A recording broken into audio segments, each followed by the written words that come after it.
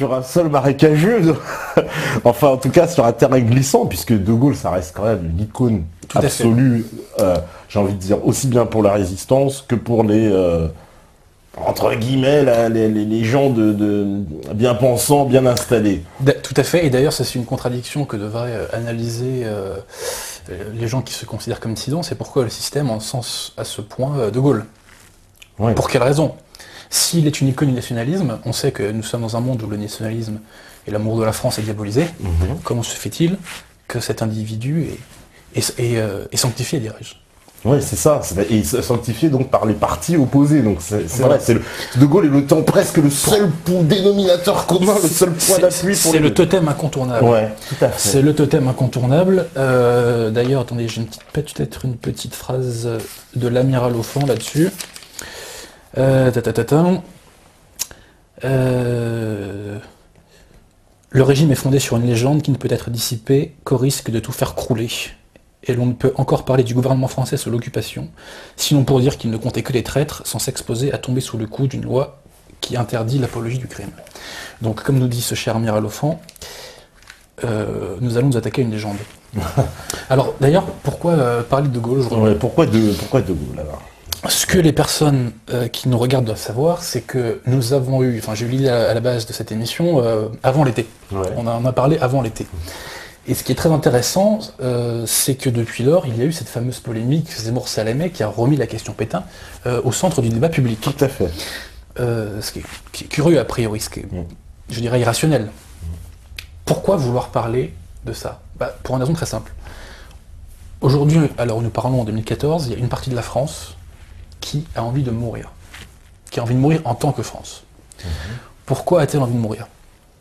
Parce qu'elle est structurée par la haine de soi. Pourquoi est-elle structurée par la haine de soi ? Il y a deux raisons. La première, c'est parce qu'elle est pétrie par l'idéologie des Lumières, la philosophie des Lumières, et que la philosophie des Lumières aboutit à la haine de soi. Je ne développe pas ce point-là, c'est une parenthèse qui est trop grande. Et la deuxième raison, elle est très simple. Si, comme nous le dit De Gaulle, ou plutôt les gaulo-communistes, devrais-je dire, si, comme nous disent les gaulo-communistes, Pétain est une ordure, la France est une ordure, puisque la France entière s'est ralliée à Pétain. Donc nous sommes un pays d'ordures. Et donc de là naît une haine de soi. Donc il y a une raison structurelle qui est l'adhésion à la philosophie des Lumières, et une raison qu'on va dire plus conjoncturelle, qui est le fait que on est un pays de pourriture, puisqu'on s'est rallié à cette ordure, entre guillemets, qui est Pétain. Donc je voulais faire cette émission pour remettre les pendules à l'heure, et je vais bien entendu dédier cette émission à quelques personnages, comme le général Végan, comme l'amiral Offand, comme Louis-Dominique Girard, Maître Jacques Izorni et Louis Rougier. Je ne sais pas si les bétanotes voient. J'aime beaucoup ce bouquin, De Gaulle contre De Gaulle, avec le drapeau de la Grande-Bretagne et le drapeau de l'URSS. Bref. Voilà. Louis Rougier. Dans la catégorie envoi de scud, celui-là il fait très très mal. Donc nous allons parler de De Gaulle, et faire la contre-histoire de De Gaulle, c'est faire aussi la contre-histoire de la résistance, et c'est faire la contre-histoire de Pétain. Sachant que l'une des choses que je vais essayer de démontrer ce soir, si on a le temps, c'est que De Gaulle n'était pas l'âme de la résistance, il n'a initié aucun mouvement de résistance. Si la France a été du côté des vainqueurs à la fin de la guerre, ce n'est absolument pas grâce au général De Gaulle.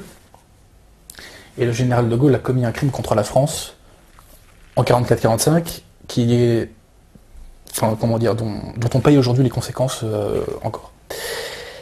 Donc, faisons cette contre-histoire de Gaulle. Pierre Desproges avait une boutade en disant au fond, De Gaulle, sans Hitler, il ne serait rien. Ou De Gaulle doit tout à Hitler, quelque chose comme ça. Ça, c'est du bien. Ce qui n'est pas tout à fait faux, entre guillemets. De Gaulle a émergé grâce à la guerre. Alors donc cette guerre, cette Seconde Guerre mondiale, qu'est-ce que c'est ? C'est une guerre qui a pour origine la folie d'un homme, qui est Adolf Hitler, qui était peut-être le plus grand ennemi de la France dans toute son histoire. Hitler donc était nazi. Qu'est-ce que le nazisme ? D'où ça vient le nazisme ? Ça a des origines lointaines, mais pour ne parler que du XXe siècle. À la base, il y a un homme qui s'appelle monsieur Rudolf von, alors j'ai écrit son nom parce qu'il est compliqué, Sebottendorf, qui est un Allemand né en 1875. Un Allemand très bizarre. il a vécu en Turquie, il s'est fait naturaliser turc en 1908, il s'est converti à l'islam, et à l'époque, il a essayé de concilier l'islam et la franc-maçonnerie, donc un truc très tordu. Rudolf von Sebottendorf rentre en Allemagne, et en 1918, hein, et il va s'affilier à une société ésotérique qui s'appelle l'Ordre des Germains. Et ce Sebottendorf va créer la branche bavaroise de cet Ordre des Germains, qui s'appelle la Société Thulé. Et qui existe encore. Hein. Ouais. La Thulé-Gesellschaft existe encore, il faut le savoir ça. Et donc la Société Thulé va produire la doctrine du national-socialisme. Donc ça va être un mélange de paganisme, de mythologie germanique, de pan-germanisme, enfin ça va faire quelque chose de très tordu. Et d'ailleurs, une grande partie des cadres du nazisme sont passés par la Société Thulé. Là, j'ai pas les noms en tête, mais je crois qu'il y a Rudolf Hess, je crois qu'il y a Julius Streicher aussi, Hitler aussi d'ailleurs peut-être. Mais donc la Société Thulé va créer cette idéologie qu'est le national-socialisme. Comment on pourrait la résumer? C'est simple, moi je la résume en faisant une petite formule. C'est la rencontre entre la philosophie des Lumières et le pan-germanisme. La philosophie des Lumières veut créer un homme nouveau par l'abolition du passé. Le national-socialisme veut créer un homme nouveau, un nouvel Adam qui sera l'arien. Et il veut le créer notamment en éradiquant le reliquat de christianisme dans les sociétés européennes. Donc il faut comprendre que pour les nazis, les vrais, la Seconde Guerre mondiale, c'est une guerre de religion. C'est une guerre de religion. Et on ne peut pas comprendre la haine de Hitler contre le christianisme et contre le judaïsme si, malgré l'incompatibilité théologique entre les deux d'ailleurs, si on ne comprend pas qu'il s'agissait pour Hitler d'une guerre de religion. Donc la Thulé-Gesellschaft a créé cette idéologie nazie. Elle demande à un individu, un de ses membres qui s'appelle de mémoire Anton Drexler, de créer un parti, et donc il va créer le parti ouvrier allemand. Hitler à cette époque-là est militaire. L'armée allemande lui dit en gros de faire l'infiltrer, quoi, si vous voulez. Mais au final, Hitler va intégrer le parti et il va en prendre la tête. Et il va avoir une ascension assez fulgurante, puisque 10 ans après, il sera au pouvoir. Je ne raconte pas tous les détails, l'effondrement du traité de Versailles, ça serait trop long, c'est pas notre sujet. Nous arrivons en 1939, l'Angleterre, pour protéger l'intégrité territoriale de la Pologne, déclare la guerre à l'Allemagne. Et la France suit l'Angleterre et déclare aussi la guerre à l'Allemagne. Alors, nous déclarons la guerre à l'Allemagne, mais le moins qu'on puisse dire, c'est que Hitler a tout fait pour provoquer cette guerre. Il était parfaitement au courant que la France et l'Angleterre s'étaient engagés à maintenir l'intégrité de la Pologne. Donc, il l'a cherché. Hein. Donc voilà, nous avons cette guerre. Pendant les premiers mois de la guerre, en France, nous avons comme président du Conseil M. Daladier, et nous avons en Angleterre M. Chamberlain. Nous sommes dans les premiers mois dans ce qu'on appelle la drôle de guerre. C'est-à-dire que les pays n'osent pas trop, passez-moi l'expression, envoyer la sauce. Je précise qu'au mois de, je crois que c'est au mois d'octobre 1939, le Parti communiste français, qui à l'époque était allié des nazis, au titre du pacte germano-soviétique, a demandé à ce qu'on fasse la paix avec Hitler. Hitler a fait une proposition de paix en octobre 1939, je crois, et ce sont les communistes qui ont demandé à ce qu'on écoute cette proposition d'Hitler. Parce que quand même les cocos qui nous la jouent, premier résistant, je sais pas quoi, parti de 75 000 fusillés, étaient alliés des nazis quand la guerre a éclaté entre la France et l'Allemagne. 42 de toute façon. Et il faut préciser que les communistes sabotaient les armées, les usines d'armement françaises, elles sabotaient le matériel français, ce qui, bon, je dis pas que c'est la seule cause de la défaite, on va pas caricaturer, mais en tout cas ça n'a pas aidé. Hein. Bon, ça c'est le moins qu'on puisse dire. Donc, nous arrivons au mois de février 1940. À ce moment-là, Daladier est encore président du Conseil et Chamberlain est encore président du Conseil. Néanmoins, à Versailles, deux personnes vont se rencontrer. M. Paul Reynaud et M. Churchill. Ils ne sont pas seuls, ils font venir aussi quelques journalistes. Et ils évoquent ce que devrait être la ligne à suivre pendant la guerre. Et à ce moment-là, un pacte secret va naître entre Churchill et Paul Reynaud. Ce plan Reynaud-Churchill, nous le connaissons grâce à deux ouvrages. celui-ci, Montoire, Verdun diplomatique de Louis-Dominique Girard. Girard, je le lis tout de suite, a été le directeur du cabinet civil de Pétain entre février 44 et juillet 44. Et ce livre de Lucien Gallimand, Origine et déviation du gaullisme, De Gaulle, agent de Paul Reynaud. Et je précise que Lucien Gallimand, lui, à l'inverse, était un officier des FFI. Nous avons un officier FFI et un membre du cabinet de Pétain. D'accord. Comment est-on au courant de ce pacte secret entre Paul Reynaud et Churchill? Parce que Lucien Romier, qui était le patron du Figaro dans les années 30, était très proche de Paul Reynaud, et Lucien Romier était à cette réunion de Versailles. Et Lucien Romier, qui a été ministre de Pétain, a évoqué ces entretiens secrets, justement à l'entourage du maréchal Pétain. Et ça, c'est dès 1939. Donc ça, c'est en 40. En février 40. Février 40. Donc, la guerre est déclarée. La guerre est déclarée déjà. Alors donc, quel est ce plan Churchill-Reynaud? C'est le suivant. Churchill et Reynaud prennent acte du fait que la France ne tiendra pas face à l'Allemagne parce que nous sommes beaucoup trop en retard en termes d'armement. Et je rappelle que l'Allemagne, à cette époque-là, est 2 fois plus peuplée que la France. C'est 80 millions d'un côté, 40 millions de l'autre. Donc on sait qu'on ne tiendra pas contre l'Allemagne. Et on sait que tôt ou tard, la France sera submergée par la division allemande.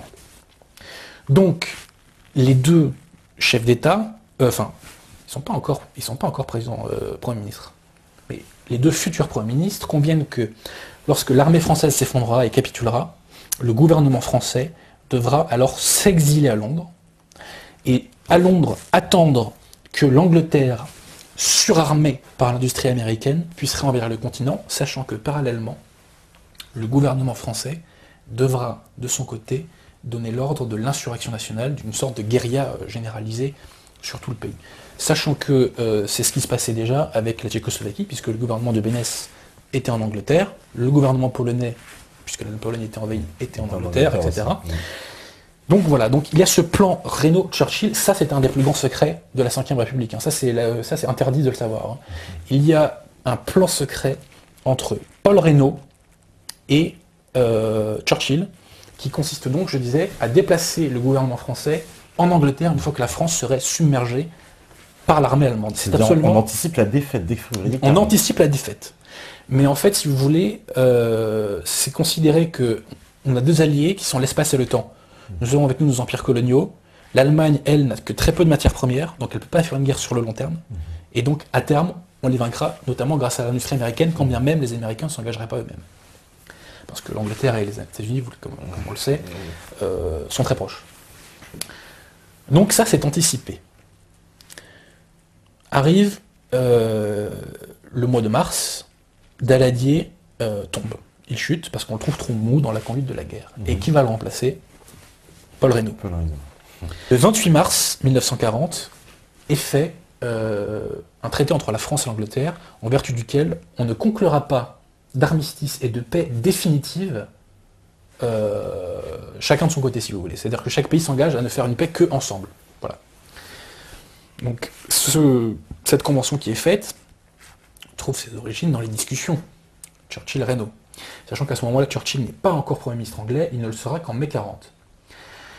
La drôle de guerre va arriver à son terme, et les Allemands nous attaquent le 10 mai. Et ils nous attaquent en passant par la Hollande et la Belgique, en violant la neutralité de la Hollande et de la Belgique, qui très vite vont être submergés. Et à ce moment-là, les Allemands vont réussir un tour tactique majeur, c'est ce qu'on appelle la percée de Sedan. C'est-à-dire que les armées françaises qui étaient montées en Belgique, c'est l'ordre un peu stupide de Gamelin qui était monté en Belgique pour aider les troupes belges et hollandaises, vont être prises à revers par les Panzerdivision. Et donc, en fait, à la fin, on sera en fait écrabouillé. Je ne sais pas si je suis clair là. Ouais, c'est ça. Ouais. Voilà.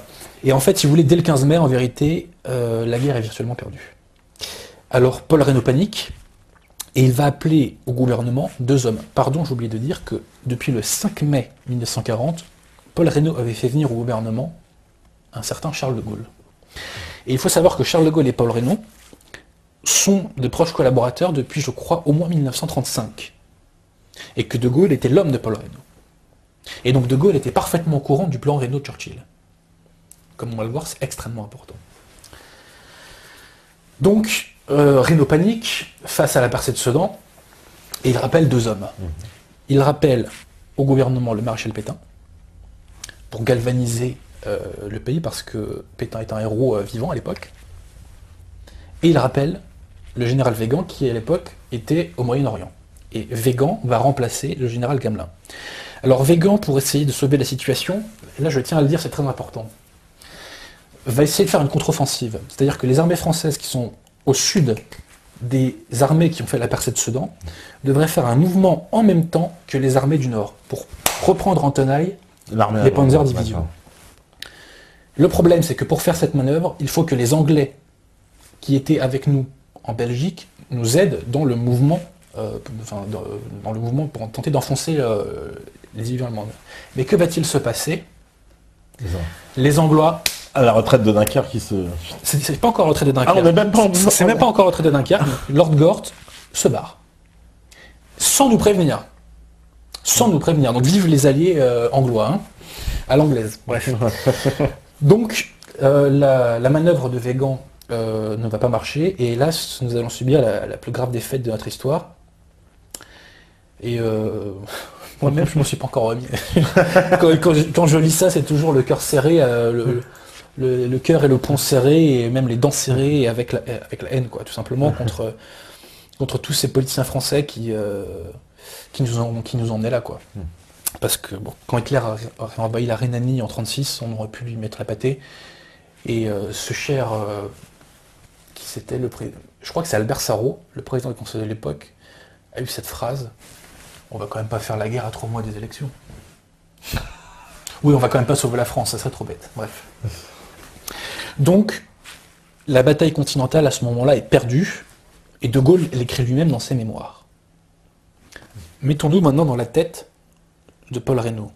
Paul Reynaud veut être le Clémenceau de la Seconde Guerre mondiale. Il ne veut pas capituler, il ne veut pas faire l'armistice, il ne veut pas se reconnaître perdant. Et rappelez-vous, Paul Reynaud a ce plan de partir en Angleterre une fois que la France serait submergée. C'est une chose d'avoir ce plan en tête, c'est autre chose de l'appliquer une fois qu'on a la tête dans le désastre, quoi. Bon. Que va-t-il se passer? Le 12 juin, le général Weygand, au Conseil des ministres, va dire: là on arrête, il faut demander l'armistice, c'est la débâcle totale, on se fait massacrer, nos hommes se font tuer pour rien, etc. Le 13 juin, Pétain au Conseil des ministres se rallie à cette idée de demander l'armistice. Reynaud, lui, ne le veut pas, et la majorité du Conseil des ministres, à ce moment-là, ne le veut pas non plus. Le président de la République de l'époque ne le veut pas non plus, c'est M. Lebrun, le président, Albert Lebrun. Le président du Sénat, M. Jean Monnet, ne le veut pas non plus. Le président de la Chambre des députés ne le veut pas non plus, M. Herriot. Seulement, force est de constater qu'on n'arrête pas de reculer, le gouvernement est à Bordeaux, nos armées se font massacrer. Il faut faire quelque chose. Donc, il y a quand même une partie du Conseil des ministres qui dit, là, il y a quand même un problème.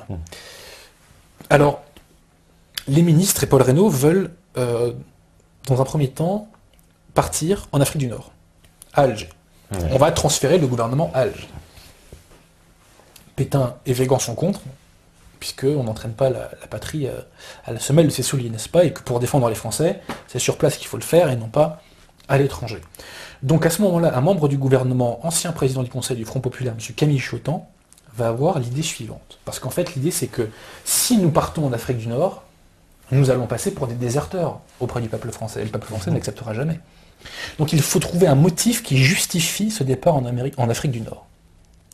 Donc Camille Chautemps, on va faire ce que les historiens appellent la transaction Chautemps. Qu'est-ce que c'est que la transaction Chautemps? C'est que nous allons demander aux Allemands quelles sont leurs conditions d'armistice, nous préjugeons que ces conditions seront déshonorantes, et donc nous aurons un motif pour ne pas accepter cet armistice, et pour nous replier en Afrique du Nord. Mais à l'époque, qu'est-ce qu'on a en tête? On a en tête la question de la flotte française, qui est la deuxième flotte du monde. Et en fait, ce qui va se jouer dans l'armistice, c'est la question de la flotte. C'est-à-dire que ce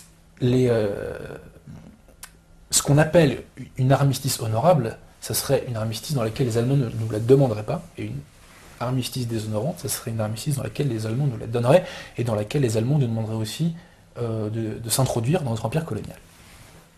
Donc là, Paul Reynaud, il faut bien le comprendre, Paul Reynaud va faire un calcul qui nous est très bien décrit par M. Dominique Lecat, la rupture de 1940. Je précise que Dominique Lecat était un proche collaborateur de Paul Reynaud. Il a vécu au quotidien avec Paul Reynaud à partir de 1938. M. Dominique Lecat va nous raconter donc le calcul qu'a fait Paul Reynaud. Le calcul est le suivant. Le pays ne comprendra pas que nous partions en Afrique du Nord. Donc il faut le justifier. Mais moi, Paul Reynaud, je ne veux pas faire cette demande d'armistice. Et je ne veux pas incarner officiellement la rupture franco-anglaise. Donc je vais refiler la patate chaude à quelqu'un qui va demander l'armistice à ma place. Comment ça, je me regarde. Ouais. Et donc Paul Reynaud va démissionner à ce moment-là, parce que, petite parenthèse, légalement, il avait tous les moyens qu'il voulait pour aller en Afrique du Nord, s'il le voulait.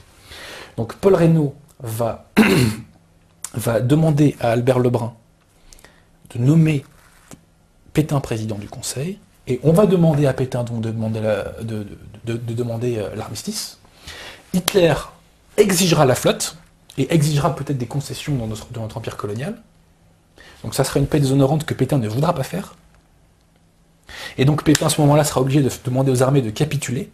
Je précise que la capitulation, c'est un acte qui vient des armées et pas du gouvernement. C'est les chefs militaires qui disent « on se rend », ce qui est sanctionné par le code militaire, je précise. D'accord. Et donc, Pétain demandera cette paix, cet armistice, pardon. Les conditions seront déshonorantes. Les Allemands voudront notre flotte. Et donc Pétain se rendra à l'évidence qu'il ne peut pas conclure l'armistice. Et moi, il rendra sa démission. Et moi, Paul Reynaud, je serai réinvesti par le président Albert Lebrun. Et nous pourrons partir en Afrique du Nord, voire en Angleterre. Est-ce que je suis clair? Ouais, ouais. C'est pas si simple à expliquer. Ouais, Monsieur Dominique Lecat nous l'explique bien dans ce livre, La rupture de 1940. Donc, il fait ce calcul. Donc, Pétain est investi président du Conseil. Ouais. Pétain fait la demande d'armistice aux Allemands le 17 juin. Enfin, il le fait le 16 à minuit. Pendant 2 jours, on n'a pas de réponse. Je précise qu'on continue à se battre. On a continué à se battre jusqu'au 23 juin. Donc, quand Pétain demande l'armistice, on continue à se battre. Le 18 juin, on n'a pas de réponse. Le 18 juin, De Gaulle part. À ce moment-là, on ne sait pas ce qui se passe encore. Je vais vous expliquer après pourquoi il partira. Donc, le 10 juin, pas de réponse. Le 19, on a une réponse des Allemands. Les deux parties négocient. Du côté français, c'est Charles Singer, le général Charles Singer qui va négocier. Et finalement, on arrive à un texte d'armistice le 23 juin. Mais petit problème, ce texte n'exige pas la livraison de la flotte. Et ce texte ne touche pas à l'intégrité territoriale de la France, de son empire. Et là, Reynaud, hélas, Pétain va rester au pouvoir, et Reynaud, il est dans le baba, passez-moi l'expression. Revenons à De Gaulle. Pourquoi De Gaulle part le 18 juin? Ce qu'il faut savoir déjà, c'est que le 16 juin 1940, De Gaulle fait une proposition, ou plutôt transmet au Conseil des ministres une proposition d'union franco-anglaise, dans laquelle la France et l'Angleterre fusionneraient véritablement et ne feraient plus qu'un seul pays. Bon, quand on est un patriote français, ça c'est interdit, quoi. Je veux dire, la fusion avec l'Angleterre, c'est plutôt l'enfer, quoi. Bon. Mais De Gaulle transmet cette proposition, qui d'ailleurs lui a été soufflée par Jean Monnet. Jean Monnet. Le Conseil des ministres reçoit cette proposition, et le Conseil des ministres, qui à la base était plutôt pour le fait de partir, si vous voulez, en Afrique du Nord, quand il entend ça, il est refroidi, et c'est à ce moment-là qu'il se prononce, rappelez-vous, pour la transaction Chotan. Donc De Gaulle, le 16, fait cette proposition. De Gaulle revient en France. Il y revient vers 22h. À 22h, il rencontre Reynaud. Et il se rend compte que Reynaud a démissionné. Zut, il était son ministre. Petit problème. Donc là, De Gaulle, à ce moment-là, est à Bordeaux. Qu'est-ce que De Gaulle et Reynaud se disent? On ne le sait pas. À ce moment-là, on ne le sait pas. Mais, beaucoup plus important, De Gaulle, à la préfecture de Bordeaux, enfin, ou je ne sais plus à quel bâtiment de Bordeaux, rencontre un homme capital, un Anglais, le général Spears, à 23h30. Et Spears va mettre le grappin sur De Gaulle et va le convaincre de partir en Angleterre. Pourquoi Spears met le grappin sur De Gaulle à ce moment-là? Pour 2 raisons. Un, il est en colère contre Reynaud, qui a joué un calcul très risqué en démissionnant et en laissant Pétain prendre le pouvoir. Donc, il est en colère contre Reynaud. Ensuite, il a besoin d'un Français pour faire de la propagande anti-allemande en langue française, parce qu'il sait que comme les armées allemandes nous ont envahis, il va y avoir de la propagande anti-anglaise en langue française. Donc, il veut quelqu'un pour contrer ça. D'autant que, je cite Spears, nous allons être obligés de bombarder des villes françaises et il faudra bien le justifier. Ok. Et, c'est encore plus important, il a besoin que De Gaulle aille en Angleterre. Pourquoi? Il a besoin que De Gaulle aille en Angleterre parce que De Gaulle sera un échelon précurseur d'un gouvernement d'émigration Reynaud. Et quand De Gaulle part en Angleterre le lendemain matin, le 17, il y va en pensant que Reynaud reprendra le pouvoir et le rejoindra. Et qui donne 100 000 francs le matin à De Gaulle quand il part? Prendre l'avion avec le général Spears. Qui donne 100 000 francs à De Gaulle? Monsieur Dominique Léca, le proche collaborateur de Paul Reynaud. Donc De Gaulle, quand il part, et quand il fait son appel du 18 juin, De Gaulle, à ce moment-là, est encore l'agent de Paul Reynaud. Et De Gaulle attend que Reynaud et son futur gouvernement le rejoignent en Angleterre. Et nous arrivons au fameux appel du 18 juin. Que nous dit De Gaulle dans l'appel du 18 juin? Qu'est-ce qu'il nous dit? Petit quiz. Alors, petit quiz. Là, c'est parti. Toutes les forces à nous rejoindre. Toutes les forces à nous rejoindre? Ouais, c'est ça, toutes les forces à nous rejoindre. Non, c'est pas ça. Ah, d'accord. C'est parti. J'invite les officiers et les soldats français qui se trouvent en territoire britannique ou qui viendraient à s'y retrouver avec leurs armes ou sans leurs armes. J'invite les ingénieurs et les ouvriers spécialistes des industries d'armement qui se trouvent en territoire britannique ou qui viendraient à s'y retrouver à se mettre en rapport avec moi. Il appelle simplement les gens qui sont en Angleterre à le rejoindre. C'est tout. Donc c'est pas un appel à la résistance française. Alors si, attends, après il dit quoi qu'il arrive, la flamme de la résistance française ne doit pas s'éteindre et ne s'éteindra pas. Mais attention, elle est où la résistance à ce moment-là? Elle est sur les fronts. Elle est sur le front, pendant la bataille de France. À ce moment-là, les armées continuent à se battre. Donc quand on dit que De Gaulle a demandé à la France de continuer de se battre, mais attendez, elle se bat la France là les mecs, hein, réveillez-vous. Hein. À ce moment-là, elle se bat. Et là, De Gaulle attend Reynaud à ce moment-là. Attend le gouvernement d'émigration Reynaud. Ça, c'est absolument capital. Je précise que De Gaulle, dans ses mémoires, nous dit « Je suis parti le 17 juin parce que j'ai répondu à un appel du Fond des Âges. » Pipeau total. Tu es parti parce que Spears t'a dit « Rappelle-toi du plan Reynaud-Churchill. Les mecs vont arriver après toi en Angleterre. Toi, tu es le premier. Tu es l'avant-garde de ce gouvernement d'émigration. Viens avec nous. » Et je précise, petit scoop, qui nous est révélé par Henri de Kérélis dans son livre De Gaulle dictateur. Je précise qu'Henri de Kérélis était un des Français les plus anti-nazis dans les années 30 et qu'il est parti aux États-Unis quand les Allemands sont arrivés parce qu'il s'est dit ça va chauffer pour moi. Henri de Kérélis s'est brouillé avec De Gaulle à partir de 1943. Nous verrons pourquoi. Et il avait sous la main un rapport fait par Churchill à l'été 43 parce que Churchill, à un moment, on avait tellement marre de Gaulle qu'il a pensé le dégager. Ce qu'il faut savoir, c'est que De Gaulle a accepté de suivre Spears après que Spears se soit engagé à lui donner un salaire de général britannique, et, ça c'est encore plus fort, après qu'il se soit engagé à ce qu'en cas de victoire allemande, on lui donne la nationalité britannique. Ah, carrément. C'est l'amour de la France, ça? Attends, De Gaulle, tu veux dire qu'il s'était engagé qu'en cas de victoire de l'Allemagne, il serait devenu citoyen britannique? Il serait engagé, oui. Il a demandé ça à Spears, et je précise que De Gaulle et Churchill vont faire un premier accord, je crois qu'il date du 7 août 1940, et la dernière clause de cet accord nous dit que les Français qui s'engageraient donc dans la France libre auraient des facilités aussi pour avoir la nationalité britannique si jamais ils avaient des problèmes à la fin de la guerre. Ça sent pas trop l'amour de la France enraciné tout ça quand même. Hein. Ça sent pas bon.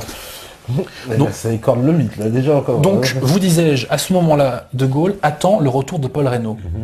Quand va-t-il s'affranchir de Paul Reynaud? Il va s'en affranchir il va s'en affranchir entre le 22 juin et le 23 juin. Pourquoi? Parce que Paul Reynaud va abandonner son projet de partir. Pourquoi Paul Reynaud l'abandonne? Nous l'avons dit. Parce que finalement, l'armistice n'est pas cet armistice déshonorant. Il n'a plus la possibilité donc de redevenir président du Conseil, et voilà. Et c'est encore plus important, c'est que Reynaud aurait pu faire un gouvernement entre guillemets un peu officieux, mais qui se serait fait légitimer plus tard. Mais le problème, c'est que Paul Reynaud avait envoyé 2 de ses agents, Dominique Léca et l'autre s'appelle, je crois, Gilbert Deveau. Il les avait envoyés, il leur avait demandé de quitter la France. Parce que Reynaud s'était fait nommer par Pétain ambassadeur aux États-Unis. C'était un moyen pour lui de partir de France tranquillement. Le problème, c'est que ces 2 messieurs, Dominique Léca, le fameux Dominique Léca, d'origine corse, et Gilbert Deveau, vont se faire attraper par la police espagnole. Et ils sont partis avec la valise diplomatique dans laquelle il y avait une partie des fonds secrets, qui étaient destinés à la propagande de Reynaud aux États-Unis ou en Angleterre. Donc ça c'est monsieur Lucien Gallimand, qui nous l'apprend à origine des leçons de gaullisme, quand Reynaud apprend que ces 2 attachés se sont fait attraper par les Espagnols, quand il voit que l'armistice n'est pas ce qu'il croyait, et que, surtout je pense qu'au final il a compris que son projet était délirant, il abandonne, et Reynaud envoie un télégramme à Churchill, dans lequel il lui dit, en gros, de reporter sa confiance sur le maréchal Pétain, et d'éviter des brouilles entre la France et l'Angleterre qui arrangeraient l'Allemagne. Je précise aussi, j'ai oublié de vous le dire, que dès le lendemain où Pétain a été investi président du Conseil, on a annoncé dans les journaux, un gouvernement, dans les médias anglais, on a annoncé que Paul Reynaud allait arriver à Londres. Dès le lendemain, on a une lettre de Reynaud où il dit « Monsieur le maréchal, vous m'avez obligé, dès le lendemain de votre action au pouvoir, à faire une lettre de démenti, comme quoi j'allais partir en Angleterre, etc. » Et jusqu'au 25 juin, la radio anglaise a annoncé l'arrivée de Paul Reynaud. Et je précise, autre source intéressante, monsieur le vice-amiral Muselier, De Gaulle contre le gaullisme. Je précise que le vice-amiral Muselier est une des premières personnalités à avoir rejoint De Gaulle. Il était à Gibraltar le 28 juin et il a rejoint De Gaulle, et c'est lui qui a organisé la marine de la France libre. Mais il a fini par rompre avec De Gaulle, parce qu'il s'est aperçu que ce qui intéressait De Gaulle, c'était pas la lutte contre les nazis, ce qui l'intéressait, c'était la prise du pouvoir après la guerre. Que nous dit l'amiral Muselier quand il est à Gibraltar? Est-ce que je retrouve ça? Enfin